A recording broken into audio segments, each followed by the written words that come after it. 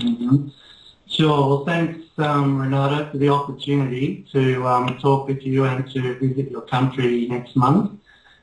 Just briefly, I started Pilates as a student when I was about 18, which was only about 2 years ago. Yes, yes. Actually a bit longer, 25 years ago, and I was a tennis player, and I was also a student of philosophy at the time. And what attracted me to Pilates was that not just that it was a bunch of exercises, but it was also there was a great deal of philosophy behind the exercises. And Joseph Pilates believed in exercise for well-being, and he believed in functional fitness, and lots of his early quotes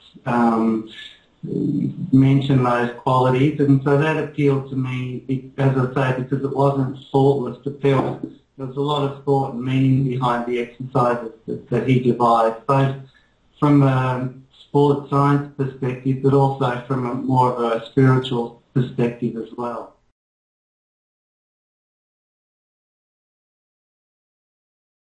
Well, innovations in Pilates is something that developed over a period of sort of 15 to 20 years, because, as I said, I've been doing Pilates myself for quite a while, and I felt that the aspects of strength and speed and stamina and skill, what we call 5S training in English, had all been developed really well by Pilates, but the fifth quality of suppleness I felt was not as well developed in Pilates as I had hoped. So what I learned was a whole lot of stretching techniques from different places, physiotherapy and osteopathy and sports science, and then set about how to integrate them into the Pilates method.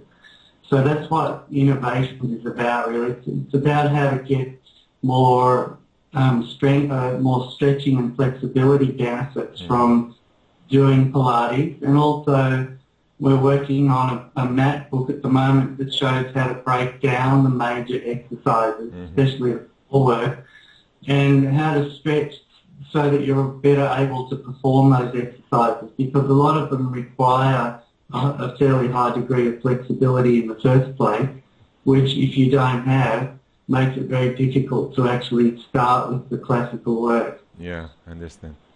Yeah, so nice. So in the workshops, there's two goals really. One of them is to show your clients how to become more flexible. The other one is to help you to break down some of the Pilates work and make it easier to teach by showing your clients how to prepare in terms of flexibility.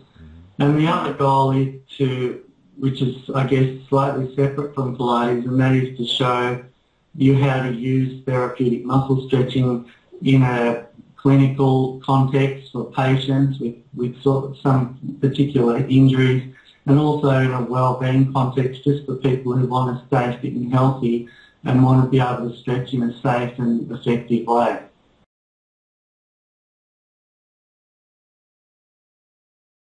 Yes, I have been travelling a lot, and I guess it's very pleasing to see that Pilates is spreading all over the world, because I think it's, as I say, a very safe and very effective form of exercise, and there's lots of good teachers all over the place. So I think the industry is in good hands, even though there's a little bit of competition between training studios about who's better and who does things this way and who does things that way.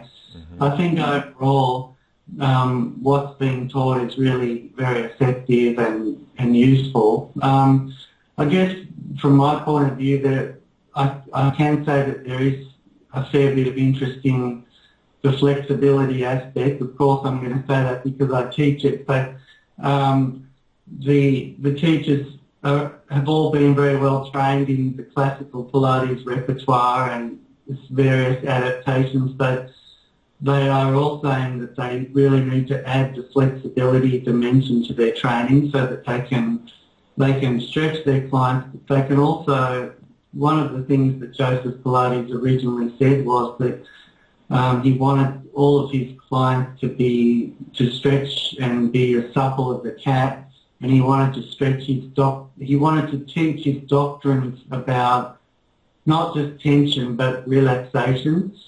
And the relaxation aspect of Pilates is something that I think hasn't been as well developed as things like core strength and the tension aspect of it. The relaxation aspect of it is something I think for the future that we can add to the Pilates method.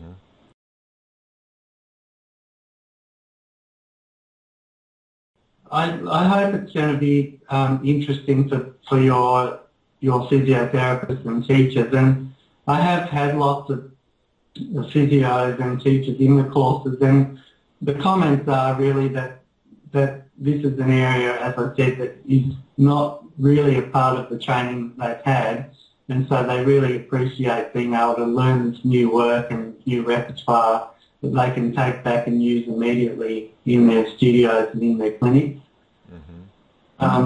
But as far as coming to Brazil, the only thing I know is that I think that your capital city has about the same population as our entire country. Yes. So, yeah. It's hard for me to imagine. And the only other thing I know is that you have a party every year where